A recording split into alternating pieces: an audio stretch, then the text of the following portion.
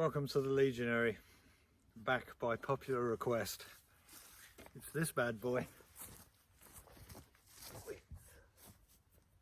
Yes, as you may have guessed, it's everybody's favourite Roman weapon, the Pilum, the Roman heavy javelin.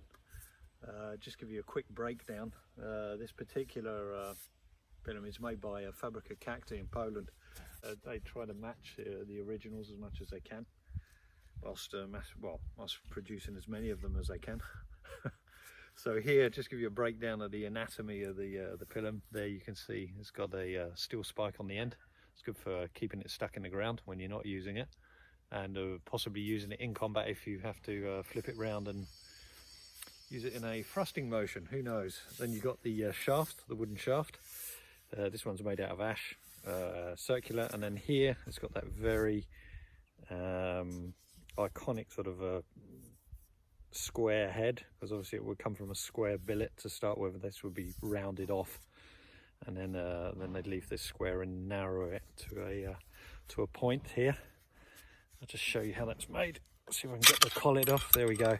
So the collet comes off, and you can see how the steel tang of the head is held into the wood, and that's fixed by two rivets. Yeah, it holds a whole lot together. Then the collet comes over the top and holds it in place. The iron there, you can see it extends right to the point there, which is square. I think it's called, I think when they use these on arrows, they're called bodkins, if I remember rightly. I might have that wrong. But yeah, so that squares to a point there. Gives it a nice bit of weight, and also ensures that it sticks in everything it encounters. And if not, we'll also go straight through it in some cases. So yeah, I've got the Fabrica Cacti model here, which is just under 2 kilos and stands at about 1.95 m. So that's about 6'4", I think, for those of you using Imperial. Over there behind me is a one made in India, Deepeka. I would say it's a bit more, it's not as precise, not as close to the originals. It's heavier and it's bigger, but we're going to use it anyway, because why not? It was the first one I got before I really started doing my research, and then I tried to find equipment. I've been trying to find equipment that's a bit more closer to the original stuff, and Fabrica Cacti are probably some of the best in the market for that. So yeah, that's the breakdown of the Pilum. Now let's get down to business. So what I've done for this scientific test is downrange. I've placed a hay bale, which is about the size of a man, roughly. A very short man in this case. And that's 30 meters away from me. The effective range of the Pilum is estimated at about 20 meters. And I'm just about making 20 meters on my throws. So we'll see if we can hit it. We'll get closer and closer as we go, and look at the pros and cons of using the Pilum. Throw number one.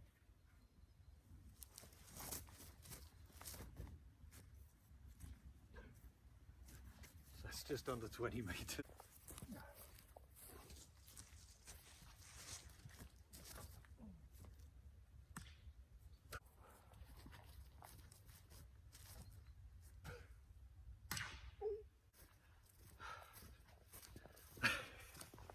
Well, that's called destructive testing.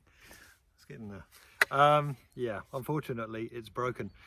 Interestingly, what I would say is that the last time I did a test on the Pilum, the Fabrica Cacti Pilum also broke at exactly the same place. It's split from where the cut is made from the lathe to round it off. So it's split from there down, and it's split in the same place. So it's interesting to note that this is a point of weakness. When the head hits, I'd imagine it's probably hitting some rock or something under the ground, and so it's splitting the Pilum. But hey, that's why we do this. It'd be no fun if nothing happened. Take the Deepeka one. This is a bit more robust, I would say, as in it's a more sort of it's heavy duty. It's made in a factory. So these things are sort of mass produced. So let's see how we do with this. This is extremely heavy compared to the Fabrica Cacti one.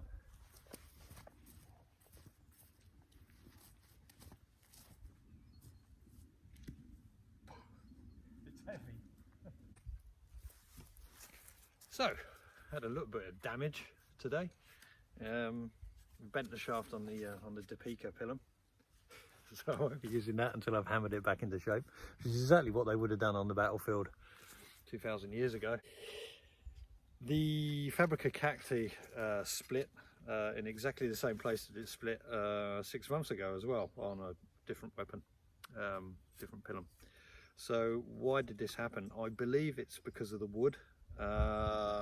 This wood is cut from a larger piece of timber, probably, and say a plank or a square piece of timber, and because of that it's weaker. The Romans are believed to have used coppiced wood, so poles, long poles of wood that would grow, they'd be cut. It would already be of a similar size, but it would be a single branch, and so obviously that's not cut off of a larger piece of timber or a plank, and it's therefore it has more flexibility.